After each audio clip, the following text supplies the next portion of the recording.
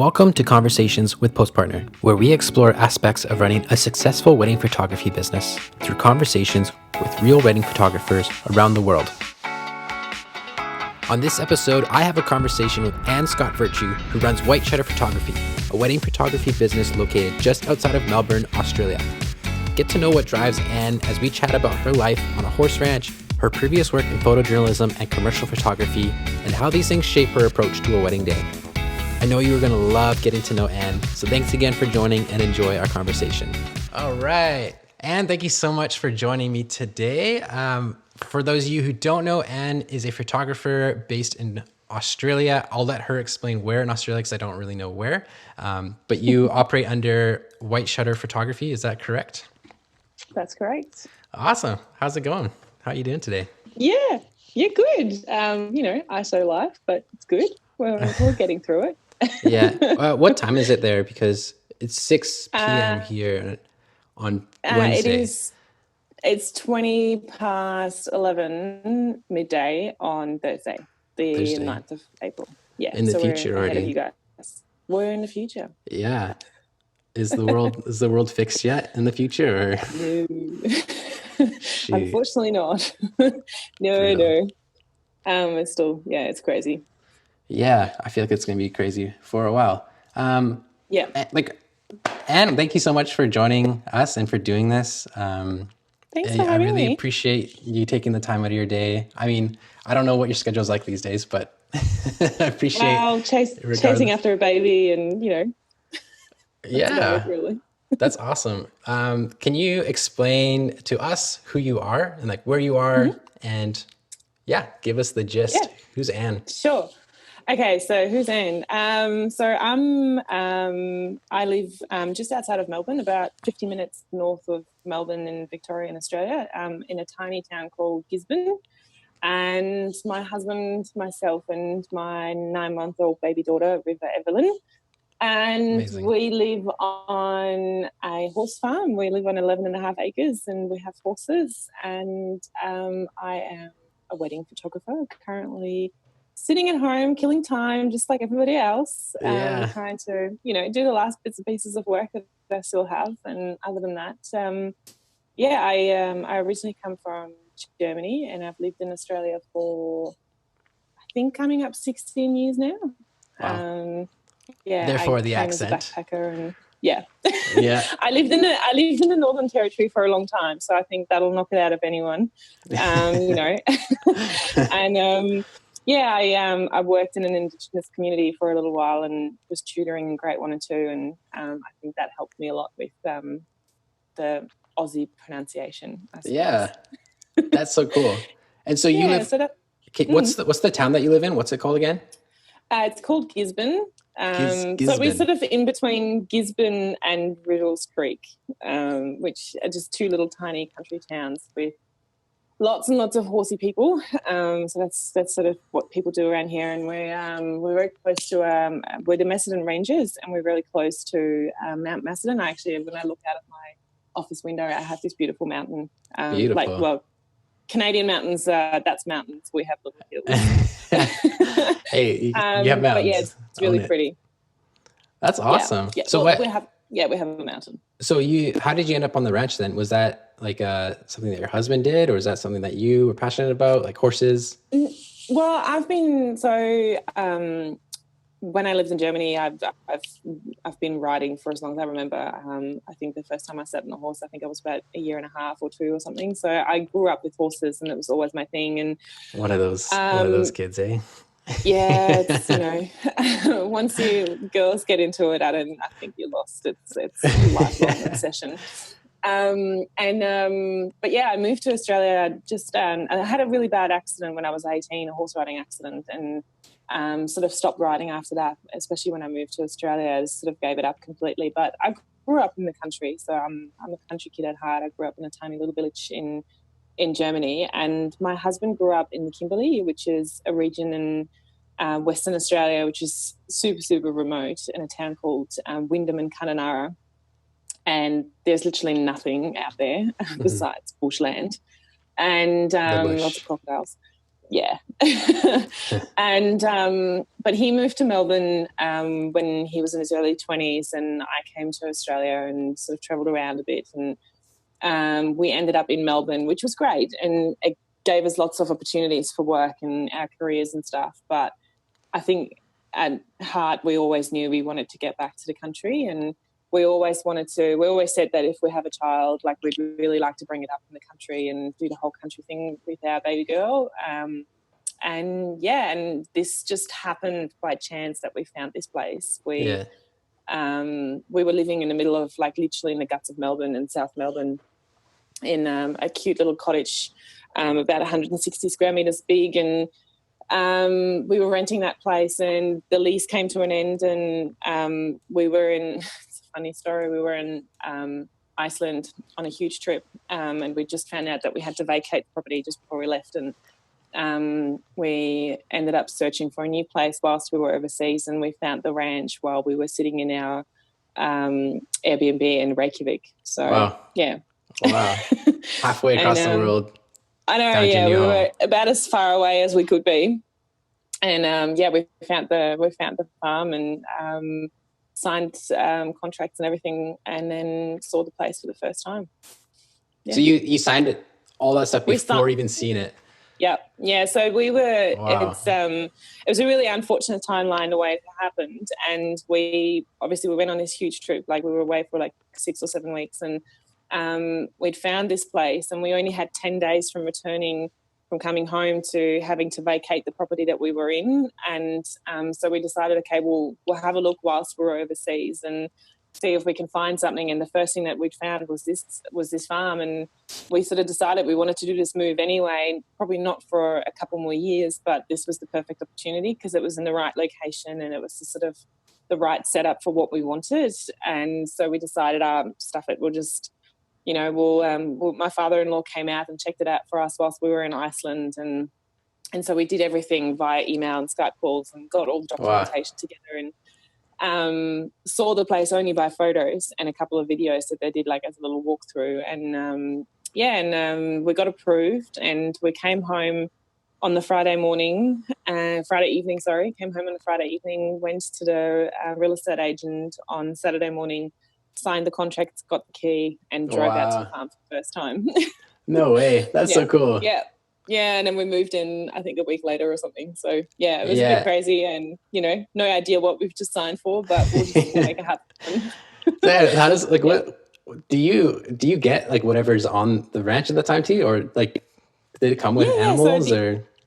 No, it didn't come with animals. So the property has, so we're on 11.5 acres, and we have a stable complex, which has stalls in it, and like a tack room and feeding areas and stuff like that. And we have a horse riding arena, and we have paddocks set up. So the fencing was done, but we had to redo the electrical wiring and stuff like that. But other than that, it was ready to go. Like, it needed a bit of maintenance. Like, the arena was completely overgrown with weeds, and the stables needed to be cleaned out, and the electric fencing needed to be redone and that sort of thing, and it needed an awful lot of mowing. Yeah. But other than that, it was basically ready to go. And we had some fruit trees in the backyard, and we had to fix up the chicken coop, and but yeah, I mean, it's cool. Like, it's what we wanted, and it is a lot of work, but yeah, it's such a great lifestyle, and it suits us to a T. No kidding. I mean, you kind of have to be a special breed of person to take that on for sure. So it, like, I'm sure this, like, time of the world with all this stuff going on, you guys are probably doing great, hey? Like, well, still have lots of work to do. Yeah, I mean, look, the farm work never stops, and so we have agisters. So we have people that have their horses on our property and basically renting paddocks of us and renting our facilities. So that keeps me busy. I'll run that side. So that's like our little business on the side.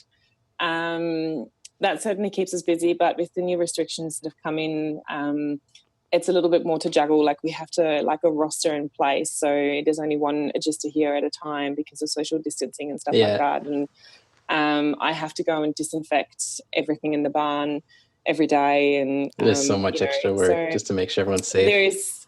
There's a lot of extra work, but everyone is doing their bit, and we're all sort of trying to do it, for each other's safety.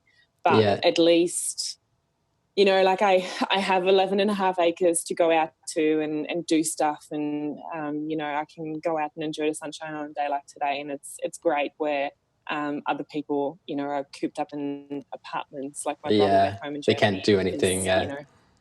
No. So, I really can't complain. I feel very blessed that that we have what we have, and that, I can take my daughter for a stroll in the pram around. We've got a beautiful track around the property, and so good. It's good.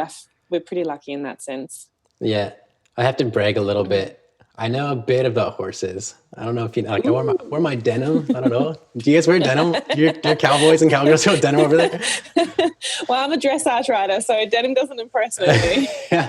Okay, well, there you answered my question. I was gonna ask, what kind of riding do you do? Yeah, so. No, I'm a dressage rider, and we've got a couple of show jumpers here, and we've got one girl that does Western riding. She does extreme cowboying. So yeah, amazing. So she would probably be impressed by your denim. You're just like, you're trying too hard. I live in the city that I'm in. It's Langley in British Columbia. You probably have never heard of it. You have no reason to. But it at one point was the horse capital of Canada. So okay. Or maybe the horse capital of our province. Maybe not Canada because we have the prairies. But yeah, there's horses everywhere. Like my neighbors used to have horses. There's like a huge show park down the road. Just down this road, there's a huge practice. I don't even know what you call it. Like, so you really have no excuse not to be horse riding. I love riding the horse. One time my wife and I got invited up to a ranch, like up in northern BC, like for an exchange of service for photography. And it was the best weekend ever. Like I've never ridden a horse before that. And my wife had ridden one back in the day and she's terrified. But they took us like all these like backcountry trails and we rode for like 4 or 5 hours and it's amazing. Oh, that's so cool. That's so cool. There's this really cheesy Netflix show called Heartland, which is based in Canada. I know. And, we know about that. Are they super crazy over in Canada about Heartland? It's kind of like a national treasure, I'd say. Yeah. Right. I love it. And it makes me... Yeah, go. Nobody I know watches it, and nobody would ever admit watching it. But it's like one of those things. Like it's a national treasure. Yeah, it's pretty cool. Like I've watched it. I'm happily admitting it. But it made me really want to go. Like I mean, we've got Canada massively on our bucket list, but it really makes me want to go just trail riding for a week, just through the mountains and stuff like that. It looks so beautiful. Oh. Yeah. And you have your own horses, right? You have 2, I believe. I have 2. Did a little bit of creeping. I have. You've been stalking me. So I have King T, which his name's Thomas. His show name's King T. Yeah. He is an ex-racehorse, and I've taken him on as my first horse after a 14-year break of horse riding, which some people thought was pretty crazy because he didn't really know much at all, besides going really, really fast. Yeah, and that's your first horse after your accident? Yeah, that's my first horse. So I had my accident when I was 18. Yeah, this was my first horse back. And we've got a tiny, cute little pony, which is called Chickaboo. I saw it. It's so cute. She's so adorable. So she's for River. River has no choice in the matter. She's going to be a horsey girl. Just brainwashing her. We got Chickaboo when River was, I think, 7 months old, which again was probably, a little soon. But at the same time, she is sort of like there's a handful of really awesome and perfect kids ponies out there that you can literally just do anything with. You can dress them up. You can, they just happily do whatever the kids want to do. And they're really hard to find. And if you find them, they get snapped up real quick and they cost a ton of money. So we got really lucky and we got Chickaboo, and Chickaboo is now our little unicorn. I can't wait for them to grow up together. So yeah, it's really cool. River will never know her no life without a horse. I think so. Yeah. And one of our registers, we've become really, really good friends over the last couple of years. And she actually had a baby girl herself, and our daughters are only 6 months apart in age. And so Kristen has her horse here, and she obviously has her baby daughter. And because we're good friends, we're kind of hoping that the girls are going to be great friends, and, you know, they can grow up with Boo together and do their thing, and we can do our thing. And so it's kind of like, you know, the brainwashing continues. Yeah. The arranged friendships. The arranged friendships, the horses. Yeah. It's fun though. They're gonna love it. I just like, I don't know, like I want my kid to just go out and have fun and, you know, come back mud crusted. I don't care. Like, just, you know, be out there and explore and, you know, roll in the mud and the dirt and I think also have to learn the responsibility of having animals around. Like, we also have chickens and we have a dog and a cat, and, you know, it's just for them to learn compassion and love and how to care. And I think that's really important. Yeah, and that's so good. If you can offer that, like, I don't know, like for me, that's like a childhood dream, and I hope that's her childhood dream too, and I can give it to her. So yeah, I think great. that's the sort of thought process. Did you grow up with animals? I feel like we're talking so much about animals, but I'm just so curious. Yeah, did you grow up with animals, or was this like something you found? Yeah. Well, we had a family dog. His name was Hannibal. German Shepherd. He was awesome. I loved him to bits. And I grew up with horses, obviously. But yeah, we didn't have chickens or anything like that. But my grandparents still live in a tiny village. So whenever we went visiting them, like, we would always be exposed to animals and, you know, going walking and hiking in the forests and stuff like that. And so, yeah, I don't know. I think I sort of grew up with this environment, and even though I'm halfway across the world and not being able to give her the European experience, I still want to be able to give her the experience of growing up and living on the land and you know, being with animals. And and just, I don't want her to be a screen zombie. You know, rather to go out and, you know, chase the chickens around the backyard or whatever. Yeah. I feel like a lot of people want that for their kids, but they just aren't in that context. So it's really cool that you have that and you are giving that to your daughter. So I hope she appreciates it when she's older and she'll look back. I hope so too. But I'm sure there'll be times where she will hate it. So. Oh yeah, it's like the classic, like grew up in a small town, wants to get out to the city. Kind of. You were probably. I'm sure when she. That's probably your story, right? Yeah, pretty much. Well, I moved out when I was 16. And moved to the other side of Germany to pursue my studies and stuff. And still, though, I lived in a small town and still was involved with horses and did all of that. But yeah, I think just because you grow up in a small town doesn't mean you can't become an explorer and find yourself and go out and check out the world. Like, you know, here I am. I moved to Australia when I was 20. And haven't left since. Yeah. But I just think, I don't know, I think growing up in the country gives you a really good grounding. I am super jealous of your upbringing. It's my dream to just go and live on a farm for the rest of my life. Yeah. So do it. If I plan to do it, maybe I'll call you up and get some pointers on how to take care of chickens, because I have no idea. Done. My husband can help you with the veggie patches. He's just built these. We had these already built, but he's just filled them up with all kinds of horse poo and soil and whatnot, and he's planted all the veggies. So, yeah, as you do. Yep, self-sufficiency. Here we come. Yeah. Oh, that's amazing. Yeah, I will for sure hit you up if I ever do that. Yeah, totally. I would love to talk about your wedding photography if that's cool. I don't know. This is so interesting. It's tough. This is so interesting to me because I want to live on a ranch or a farm one day. So I could talk about this for hours. Yeah. But you're obviously a wedding photographer. That's kind of why we've reached out to you. Yeah. How long have you been in wedding photography for? Wedding photography itself, probably, I think it's about 5 years now for weddings. Yeah, I think weddings is about 5 years. Yeah. And how did that happen? Oops. Oh. Hey, the last podcast, my phone started ringing, so it's totally, Actually, I got to take my phone off the desk. That's a good call. So I don't know, if you would have told me 5-6 years ago that I was going to be a wedding photographer, I probably would have run the opposite way. And I always said, I'm not going to touch that with a 10-foot pole. It's not my cup of tea. I sort of had a bit of a background in corporate and events and stuff like that. That's what I was doing. And I did a bit of work for newspapers. But friends got married and asked, hey, don't you want to come and take some photos? Blah, blah. You're not the main photographer, so it doesn't matter. But, if you want to bring your camera, that'd be great. You're also not getting paid at all. This is all just you're for not us. getting paid. No. Yeah. But, maybe you could.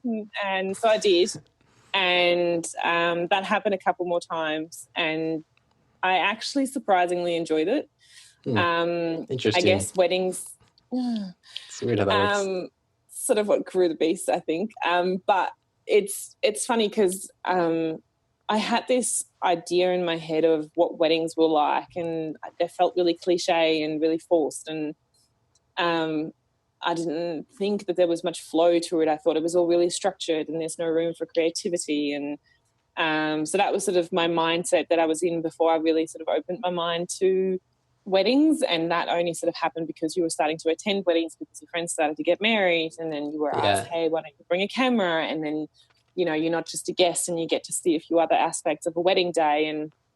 And I guess that sort of opened my mind to the fact that there is actually quite a bit of creativity that you can outlive on a wedding day as a photographer. And the fact that you're invited into someone's life on a very, very special day, and that is, charged full of emotions and all these experiences. And and I really got a kick out of that, and decided to give it a crack, and sort of gave myself a year.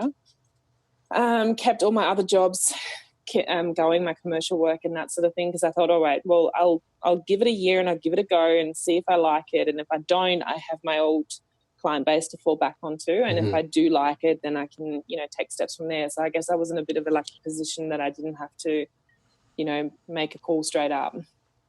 And so I could place myself financially somewhere where I was comfortable with trying to attract a certain clientele and filtering out the stuff that I didn't want, which was good. And I really grew quite a bit of passion for wedding photography in that first year, and decided that, cool, I like it. I'm going to turn this into something a bit more. Yeah, that's so cool. So you have a photography background. So how long have you been, weddings is something newer, I guess, but you've been doing photography for a long time? Like what were you doing before so I've been a professional photographer for 15 years. Yeah. I feel like I should know this. I'd say roughly 15 years. So my professional career started when I came to Australia, about 1 year after I came to Australia. So you were 20 at the time, or 21? 21 at that point. I was 21. Yeah. So I got a camera when I was younger from my mum back in the film days, and it was all fun. Mum regretted it because I had no idea what I was doing, and film was expensive. But I don't know, like that was fun, and I think that sort of, got the interest going. And we did quite a bit of travel. So there was always cameras around, and we were always taking photos of stuff. And in the first year that I came to Australia, I had my old Canon, my trusty Canon film camera with me, and I was travelling around and I was photographing an awful lot during that time. And then I went out to Arnhem Land to live in an Indigenous community, and that's what really got me going again, because it was so different from anything that I've ever experienced, and it was so different from the life back home. I was only in Australia for 6 months when I moved out there, and trying to explain over the phone to your family what you're experiencing and what you're seeing is not the same as to try and document it in pictures and showing them.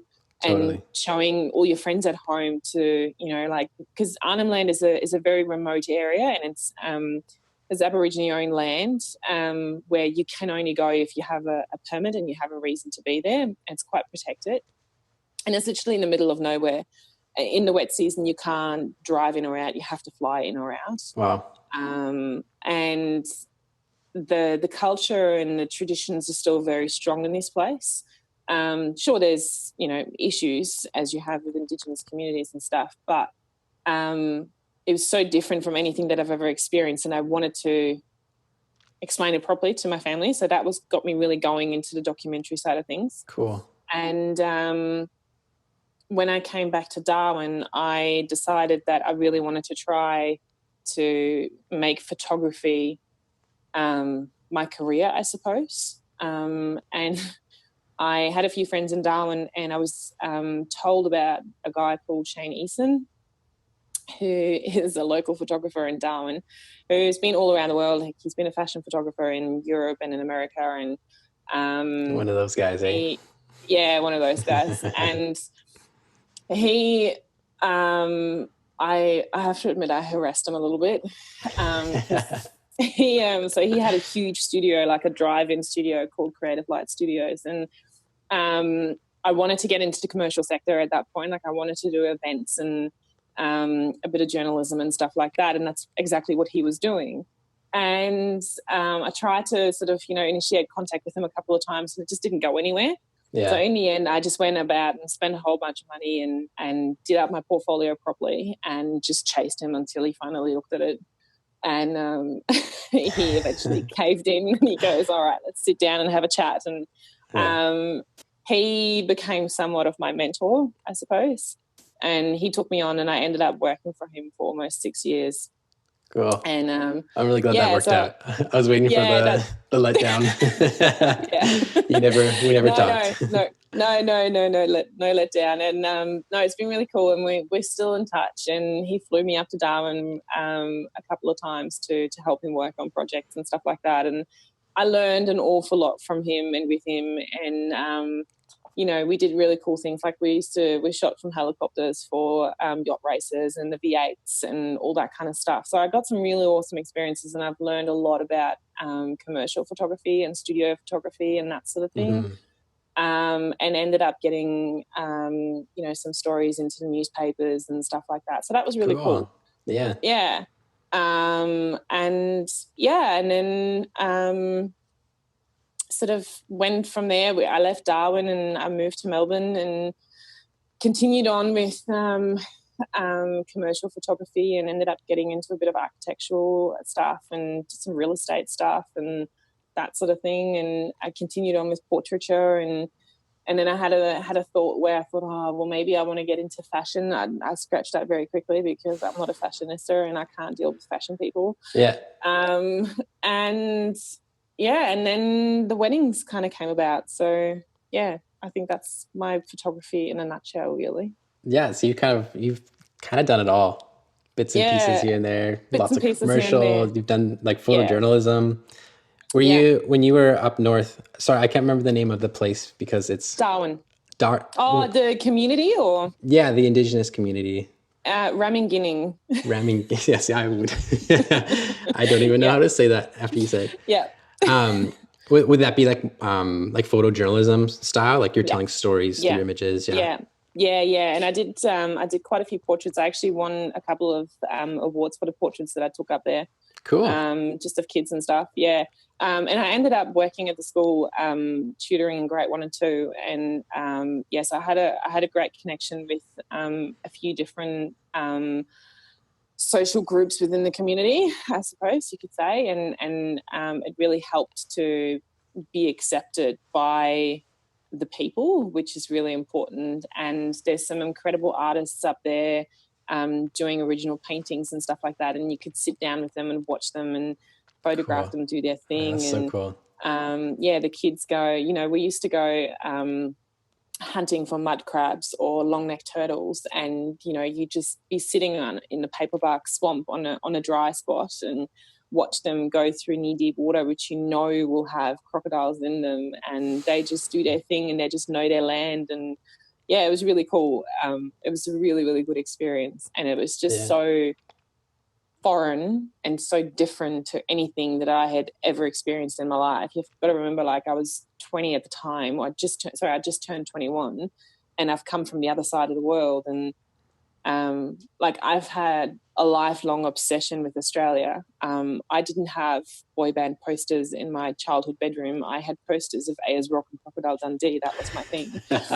And to finally be in that space and to be in, like, that's Australia to me. You made it. Like the remoteness and the crocodiles and the red dirt and that sort of thing. And I found myself sitting there pinching myself thinking, holy crap, like, you know, I've come from Europe, which is old, ancient, but in a different way. And now I'm sitting here in the middle of nowhere, surrounded by, all these traditional people in the middle of the land, and I'm learning all these new things and new cultures. And that really got me going. And photography really helped me to not just process it for myself, but to also be able to explain it to everyone at home, because it is just so different.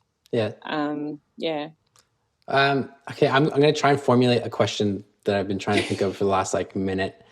Okay, so go.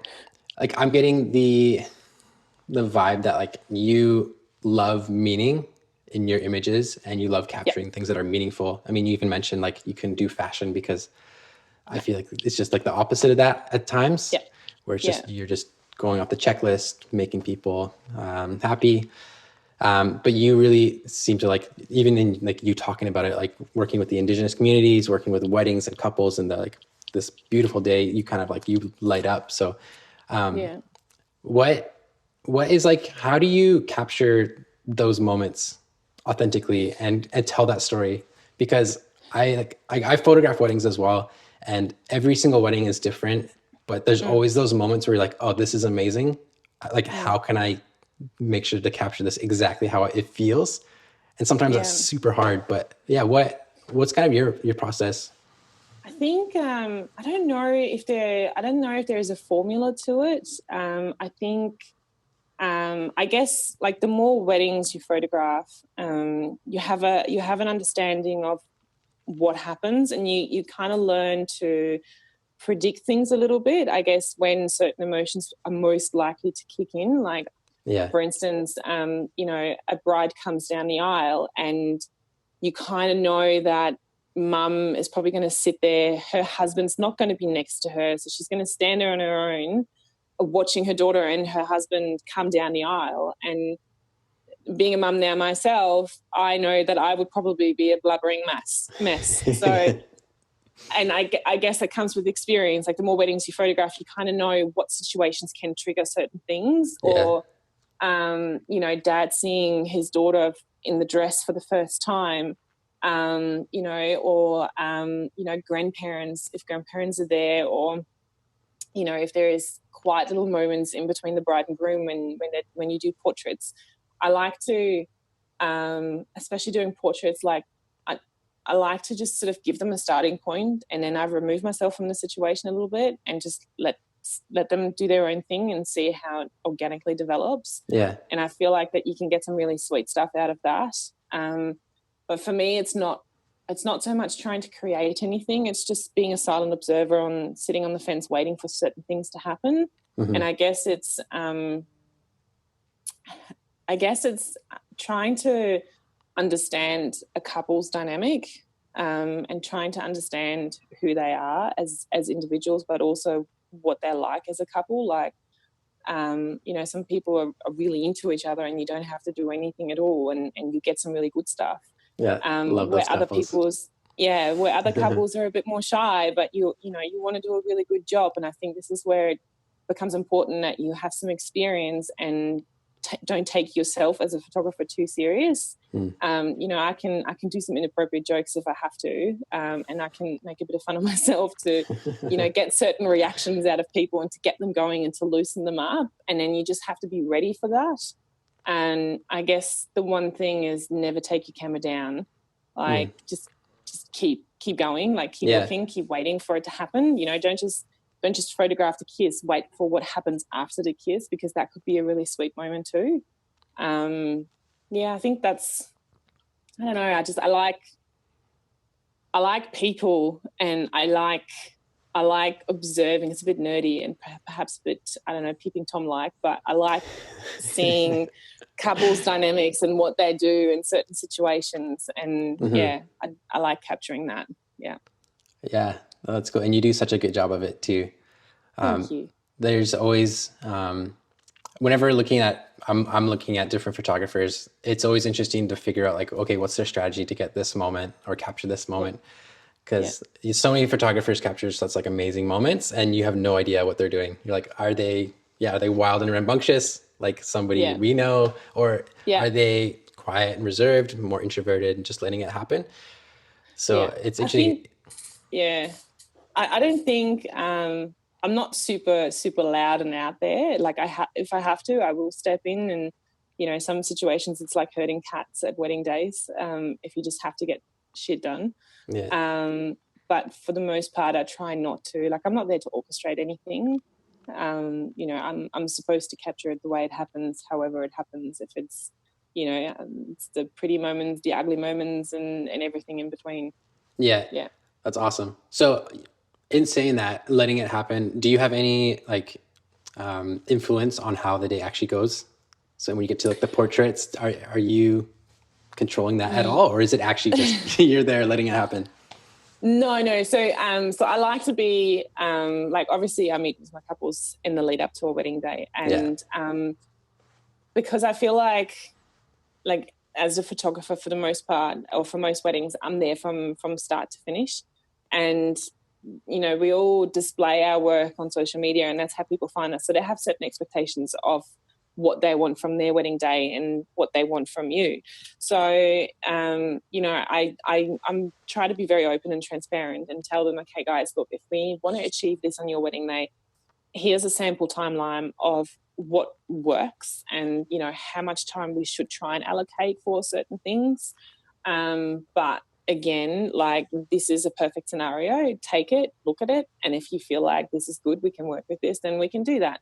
Yeah. And in general, I sort of ask for, give me an hour to do your bridal party photos, and then we do some portraits, and then we might go out and do some sunset photos. So I try to influence it in that way. But if they turn around and say, look, really not our thing, we don't want to do that, that's totally fine. And I just be really open and tell them, okay, well, if we do that, then you kind of need to expect this. So there's no nasty surprises in the end. And then I guess on the day, in terms of actually doing the photos, again, it depends on the type of people that you're working with. Like if a couple is really into each other, all I need to focus on is on finding some awesome light or finding some awesome locations and go, Yeah. hey guys, you guys just go over there, and you give them a starting point, and then just step away and let them do their thing. And other times when you have people that are not really super comfortable and don't really know what to do, you give them a starting point and you might play some music, or you throw some stupid jokes in there, or you give them some calls to action on things to do, and you lighten it up a little bit and make them feel a bit more comfortable. And then they're generally, like, I've never, touch wood, I have never had a couple where I literally had to work really hard from woe to go, like giving them poses. I don't like doing that. It's just not, I feel like if you're posing people and you go, oh, hey, do this and that and twist here, and they're not going to feel comfortable doing that. They're probably going to look at that photo and hate it because it doesn't reflect them. It doesn't reflect the moment. It doesn't reflect their feelings. And they probably bury that in the deepest, darkest corner of their cupboard and never pull it out. And they're not proud of that photo. Mm-hmm. And that to me is like I failed at my job, because if I deliver my product and they've hired me for a certain reason, but then I deliver that product and they hate seeing themselves in it and never pull them out, then I failed. And that to me would be heartbreaking and horrible. Yeah. So yeah, I try not to orchestrate too much, because I just don't feel that people will love it and see themselves in the images and remember the day by that. So Yeah. I'm always curious to ask that question, because some people say that, but then they actually mean something totally different. It's kind of just like keywords, like photographer keywords. Like, yeah, it's authentic and natural, but it's like, no, they're actually like controlling every moment, every part of it. So No, that's a great answer. I like that. Yeah, I think music really helps. Like if you know, because you meet your couples beforehand, so you kind of get a bit of an idea of what they're like. I always have a little Bluetooth speaker with me. I don't have to pull that all the time, but I have it with me. And if I can feel that, it's just not flowing and it's just not happening, then pull out the speaker, put it on your harness and just play whatever they really like. Like we all have Spotify or whatever. And just quickly find some tunes that they're like, chuck it on and just make it more like a hangout instead of making it, here's my camera, pointing it in your face. It's huge. Now do this and do that and smooch and give me some PDA. And, that's not going to work. Yeah. Kiss for me. So, I think that's the route I try and go down, and it tends to work quite well for me. Yeah. And has that always been your strategy? Because when you started out, it was just photographing friends. Was that? Yeah. I think this is one of the main reasons why I opened my mind to weddings, because I was so in the mindset that weddings are really structured and it's just really, I don't know, really fake and really, just really bland and not quite fluent, and there's no room for creativity. But once I sort of dug a little deeper, there is a market for that. And in fact, 99% of my couples come because of that. They want something natural. They want something not so staged. There's a market out there for the really high posed and, high-end fashion kind of weddings, and that's fine. Everyone needs, their needs service, I suppose. But I think because that is a thing, I liked weddings, because if weddings were just people wanting posed and high-end fashion kind of looks, it's just not me. And I just couldn't do that. For me, that was always the sort of the route that I went down. Yeah. That's great. I have just like a random question, but have you ever taken pictures of your brides on your ranch? Is it like one of those ranches where you're like, oh yeah, it looks great? No, I haven't, but I would really like to. I actually have a really good photography friend that just lives in the village next door, and every time I go for a ride in the evening, we've got the most beautiful sunsets, and we have some really beautiful like long grass and stuff. Yeah. And I'm just like, I need just a person just right in that spot right there. But no, I haven't done that yet, but my daughter has been my model so far. Yeah.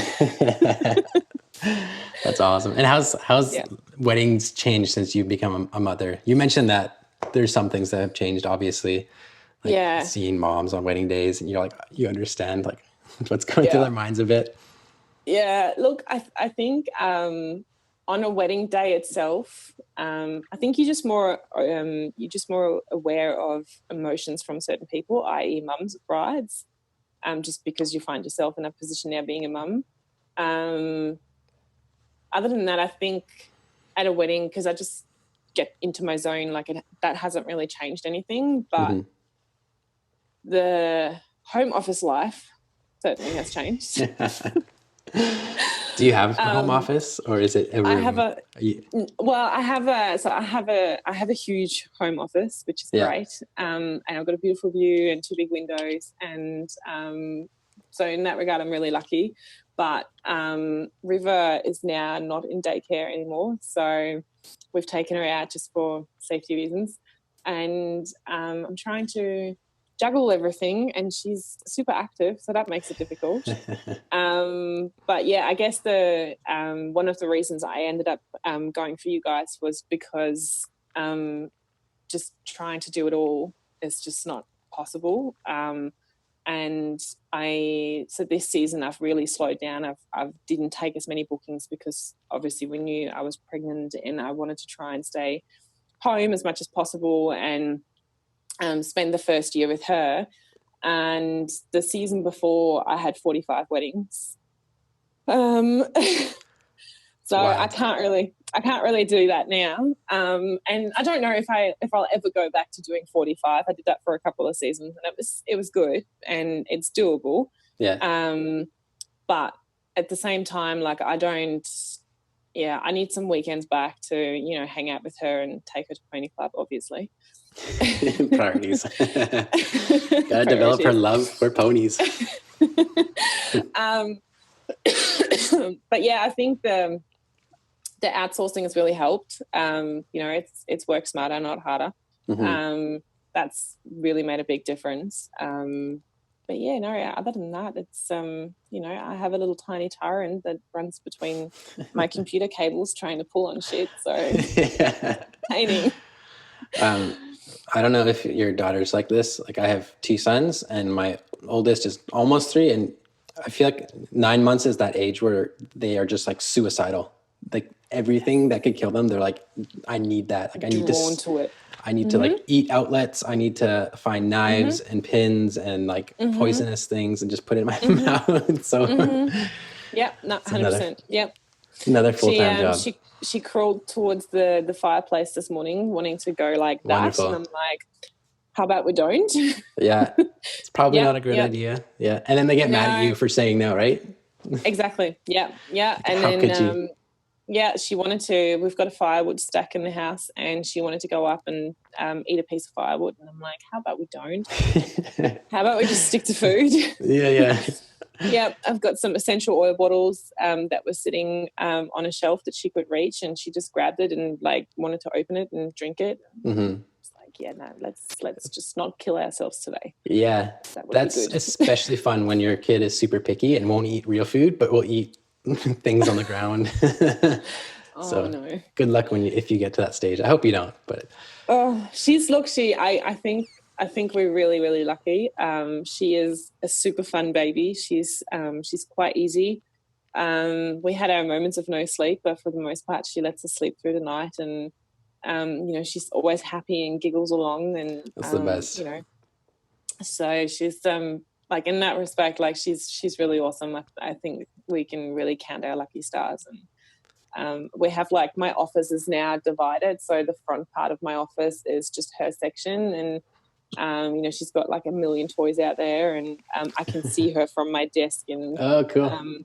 I sort of get like 10-15 minutes where I can quickly do an email, and then I have to go back and hang with her, and that's sort of like our new routine. And when she goes down for sleep, so I'll quickly get some work done, and that's about it, really.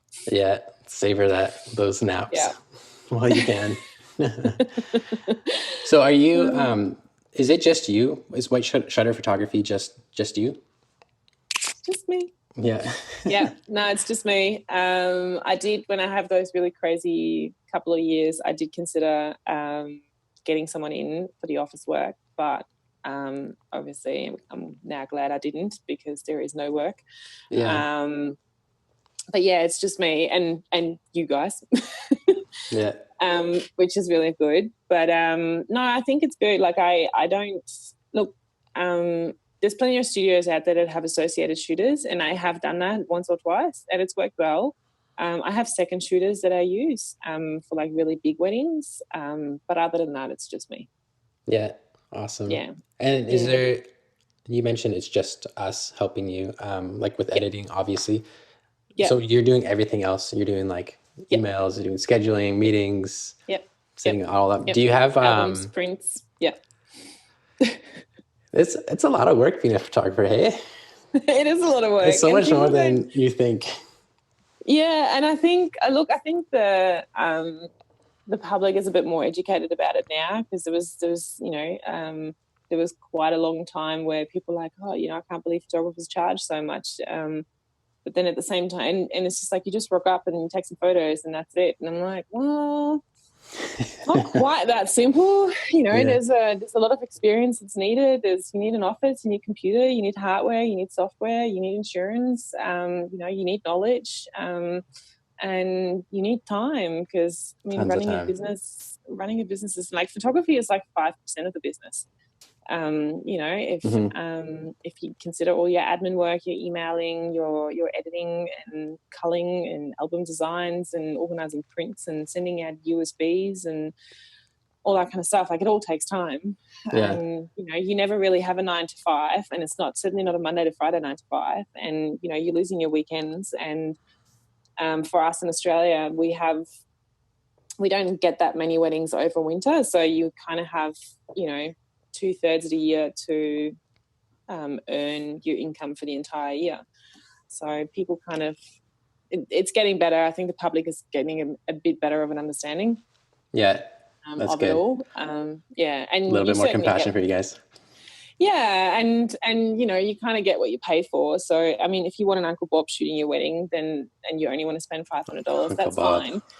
He's got his Monday to Friday job. Like, he doesn't depend on it. Like, his family, doesn't depend on him earning much. So from photography, so he can put food on the table. But he's got that giant lens, that giant zoom lens. So yeah, and then he's like right at the front of the aisle with his 7200 and needs to take that portrait. Oh yeah. You go, mate. You got that. He's gonna post it as soon as he gets home. He's gonna post that picture everywhere. Oh, and probably with like selective color editing. So I haven't seen that in years. Oh, haven't you? It's making a return. Is it actually? Oh. I've seen a couple of posts recently on Facebook of people doing it. Like unironically doing it. They're doing it full serious. Like, let's keep the flowers in color, and we do the rest in black and white. Bless those people. Just bless their hearts. Yeah. So, how do you keep on top of all of that stuff? Do you have like a CRM that you work with? Are you like a spreadsheet person? No, I've never been a spreadsheet person, unfortunately. No, I use Studio Ninja. Nice, cool. To keep me somewhat accountable, which is good. Studio Ninja is good. That just has everything in it, and then just a shared calendar with my husband to coordinate parental duties. Yeah. And he's a shift worker, so that throws another spanner into the works. So I don't know. I have a really kind of set routine because I'm kind of have to. I just sort of assume that I have to do everything, and then whenever I find out what shifts he works, we sort of coordinate. So, it's all about having a routine, I guess, to be able to get stuff done and not get completely overwhelmed with it. And you kind of work out certain workflows that work for you, and I guess that's all you can do, and just try and stick with it. Otherwise, just go with it. Just fake it till you make it, right? Yeah, that's it. That's exactly right. That's my tagline. I love and hate that tagline so much because it's like, it's so true. Kind of true though. It's kind of true. But it's like it hurts your pride though. It's like I know kind of what I'm doing. In our industry, it's totally I just make that shit up, and I just want to let you know that I do. Yeah. But that's what makes it tough in our industry specifically is that nobody else knows what the hell they're doing. So like stop pretending, like let's just be real. Let's just be real about it. Let's just be real and all admit to the fact that sometimes we have no fucking idea what we're doing. I mean, we would all be better friends and better off for it, I think so. And we have we have a really cool in Melbourne. We have this really cool little community. It's like the secret fight club. I've heard about this. I'm sure Briggsy would have probably mentioned it. Oh yeah, from a few different people. Yeah, so it's really cool. Like, are you allowed to talk about this right now? I think the first rule of Fight Club is to not talk about Fight Club. Yeah, that's the number one. But our tagline is, community over competition, and it's just been really awesome. Like to help each other out, and especially in a time like now where some of these guys, they're the sole breadwinners in families, and they've just had their entire season wiped out, and to just have this community to be there and catch them as they fall, and bounce ideas off each other, what we can do to find a way to get through this time. And I had a really shit situation where my granddad had a heart attack, and I was in the middle of bride prep photographing, and I got this message from my brother, and it's like one of my biggest fears, living so far away from my family, to get a message like that. And it was the middle of a wedding day, and I was a complete mess. And I was able to call on someone out of that group, and that person literally lived 5 minutes down the road, and he goes, "Look, I'll just chuck some pants on and I'll be there." Wow. And he came and he took over, and my bride and groom were totally awesome and understood. And, I just I went and got myself a couple of shots of vodka and stood by the side and called my family and, just sort of to get the shake happening. And totally. And it's just, I feel like there's a lot of bitchiness in this industry, and I think that's why I probably could never be a fashion photographer, because they're just the worst. But yeah, it's good to have that and to be open and honest, and you don't have to know everything, and you don't have to be able to excel at everything. You should be able to ask questions, especially amongst your peers or industry friends. I think that's really important to make this industry stronger. Yeah, I agree completely. I mean, from an outsider's perspective, looking in, like that group that you're talking about, like they're all like amazing. They're all so good. And I'm across the ocean just seeing things online and hearing stories. So it's really cool that you guys have that. And I wish that everybody could have that, because you never know like what's going to happen. Yeah. I mean, like that kind of stuff you can't control. Yeah, and like 100%. Right now, like everything's up in the air with wedding seasons for next year, even like this year. So it's nice to have like those friends to just kind of process and I don't know, drink with. It'd be pretty hard for you guys, because you'd be going into your wedding season, because we're just sort of finishing up our season, I suppose. It's I didn't really want to talk about it, but like our wedding season's basically done. Like everything until the end of June has been postponed. Like the venues have been like, no, we're not doing anything. So they're all being rescheduled. So lots of free time right now, for sure. Finally get to like those blog posts I've been meaning to do for 3 years. And hey, that website update that's been coming for about 3 years. Yeah. I might get to it. I might just relax and read. Who knows? Yeah, fair enough. So far, I'm heading on the direction of just doing nothing about it. So yeah, I relax too hard. I think we've got to try and not get overwhelmed by it.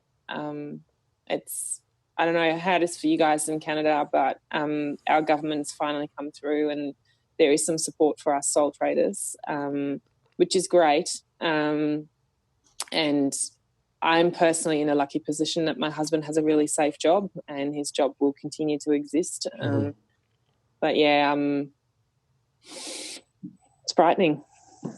Yeah, it's wild, but we'll get through it.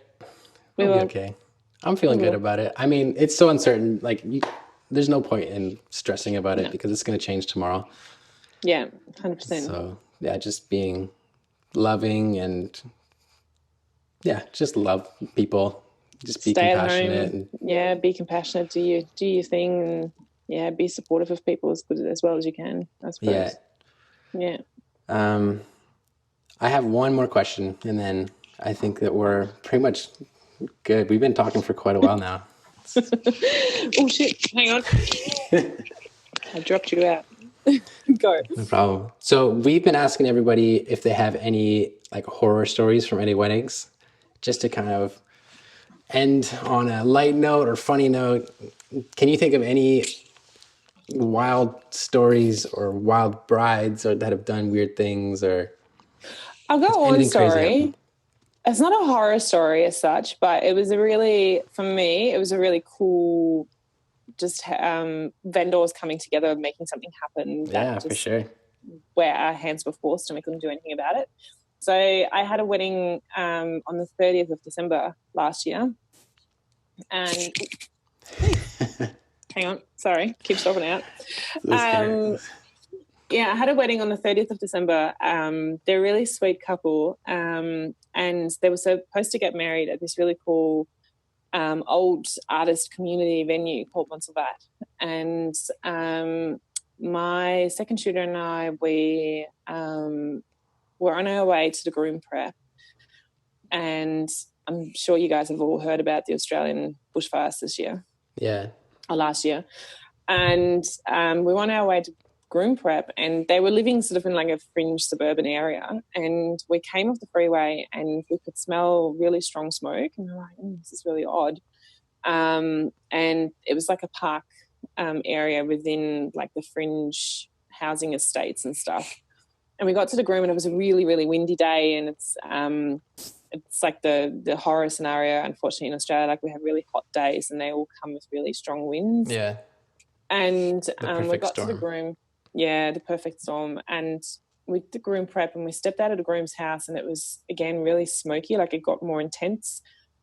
Anyway, we went to the bride's house and it was the house that they'd just purchased and it was beautiful. It was on a big block and it's like this really awesome, massive house. And we did our thing and left the bride to go to the venue and started shooting the setup in the venue. And I think it was about 15 minutes before the ceremony was supposed to start and most guests were already there.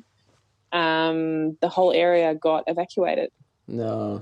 Because the fire was moving towards us, yeah. and the venue just couldn't take the risk. And unfortunately, the house that they just purchased, where the bride was getting ready, is only 5 minutes down the road, so it fell into the evacuation zone. So they even had to leave their own house. Yeah.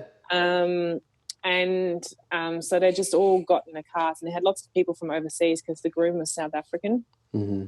And so everyone just got in their cars and drove into like neighbouring suburbs, and they all ended up at a pub just trying to wait it out. And the wedding couldn't go ahead that day. And my second and I, we had to try and get across the freeway to get to the other side of this fire to get back home.